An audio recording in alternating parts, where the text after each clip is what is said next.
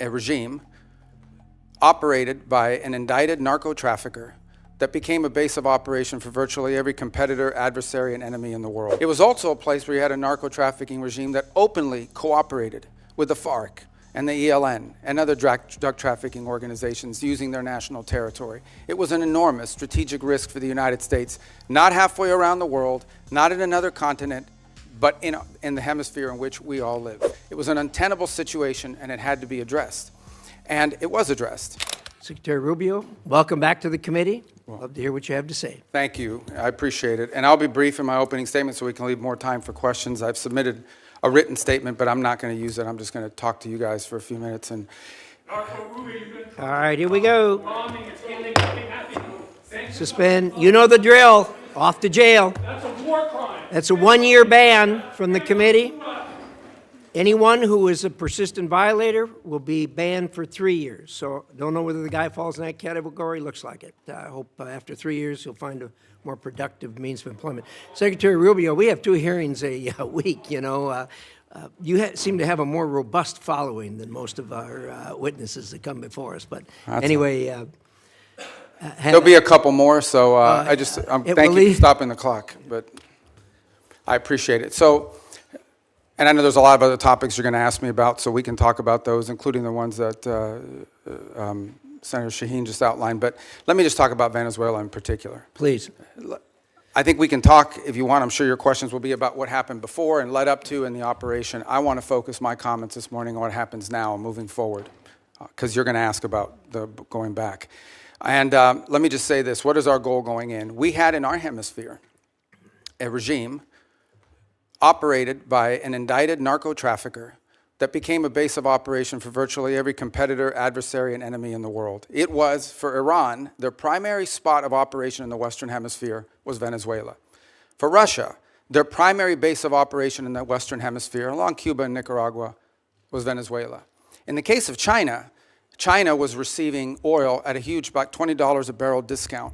And they weren't even paying money for it. It was being used to pay down debt that they were owed. This is the oil of the people of Venezuela, and it was being given to the Chinese as barter at a 20% discount per barrel in some cases.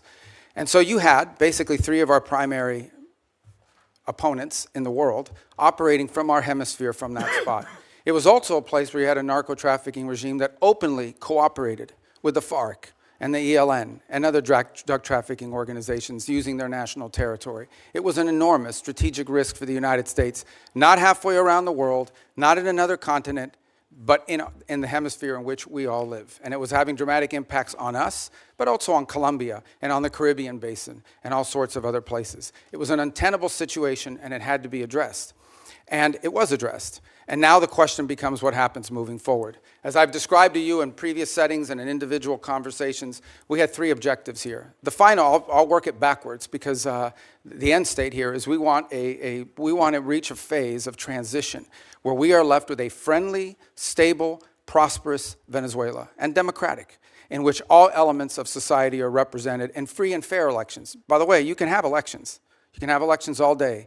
But if the opposition has no access to the media, if opposition candidates are routinely dismissed and unable to be on the ballot because the government, those aren't free and fair elections.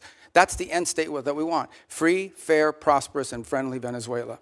We're not going to get there in 3 weeks.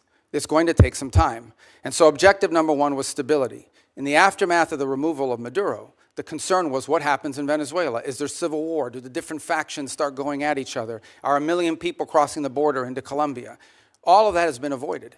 And one of the primary ways that it has been avoided is the ability to establish direct, honest, respectful, but very direct and honest conversations with the people who today control the elements of that nation, meaning the law enforcement, the government apparatus, etc. And one of the tools that's available to us is the fact that we have sanctions on oil. There is oil that is sanctioned that cannot move from Venezuela because of our quarantine. And so what we did is we entered into an arrangement with them. And the arrangement is this. On the oil that is sanctioned in quarantine, we will allow you to move it to market.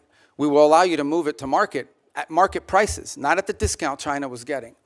In return, the funds from that will be deposited into an account that we will have oversight over. And you will spend that money for the benefit of the Venezuelan people. Why was that important? Venezuela was running out of storage capacity.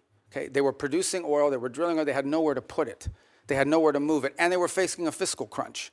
They needed money in the immediacy to fund the police officer, the sanitation workers, the daily operations of government. And so we've been able to create a short-term mechanism. This is not going to be the permanent mechanism, but this is a short-term mechanism in which the needs of the Venezuelan people can be met through a process that we've created where they will submit every month a budget of this is what we need funded. We will provide for them at the front end what that money cannot be used for. And they've been very cooperative in this regard. In fact, they have pledged to use a substantial amount of those funds to purchase medicine and equipment directly from the United States. As in fact, one of the things they need is diluent, depending how you want to pronounce it. And that basically is the light crude that you need to mix with their heavy crude in order for the oil to be able to be mixed and moved. They used to get 100% of that from Russia. They are now getting 100% of that from the United States. So we're using that short-term mechanism both to stabilize the country, but also to make sure that the oil proceeds that are currently being generated through the licenses we'll now begin to issue on the sanctioned oil goes to the benefit of the Venezuelan people, not to fund the system that existed in the past. The second is a period of recovery, and that is the phase in which you want to see a normalized oil industry. Again, look, we've got plenty of oil. There's plenty of oil all over the world. Canada produces heavy crude, so it's not like Venezuela's oil is unique in that regard, despite the fact they have the largest known reserves in the world. It's not irreplaceable. But we understand that that is the lifeline. Their natural resources are going to allow Venezuela to be stable and prosperous moving forward. And so we have created what we hope to do is transition to a mechanism that allows that to be sold in a normal way, a normal oil industry, not one dominated by cronies, not one dominated by graft and corruption. To that end, the authorities there deserve some credit. They have passed a new hydrocarbon law that basically eradicates many of the Chavez-era restrictions on private investment in the oil industry. It probably doesn't go far enough to attract sufficient investment, but it's a big step from where they were 3 weeks ago. So that's a major change.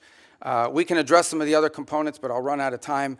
But one of the parts of the transition phase, or the recovery phase, is beginning to create space for different voices inside of Venezuelan politics to have an ability to speak out. Part of that is the release of political prisoners. By some estimates, up to 2,000. They are releasing them. They are releasing them probably slower than I would like them to, but they are releasing them. And in fact, you're starting to see some of the people being released beginning to speak out and participate in political life in the country. We have a long ways to go. Look, we can talk in more detail about all of these things. Suffice it to say, I'm not here to claim to you this is going to be easy or simple. I am saying that in 3.5, almost 4 weeks, we are much further along on this project than we thought we would be, given the complexities of it going into it. And I recognize that it won't be easy. I mean, look, at the end of the day, we are dealing with people over there that have spent most of their lives living in a gangster paradise. So it's not going to be like from one day to the next, we're going to have this thing turn around overnight. But I think we're making good and decent progress. It is the best plan, and we are certainly better off today in Venezuela than we were 4 weeks ago. And I think and hope and expect that we'll be better off in 3 months, in 6 months, in 9 months than we would have been had Maduro still been there.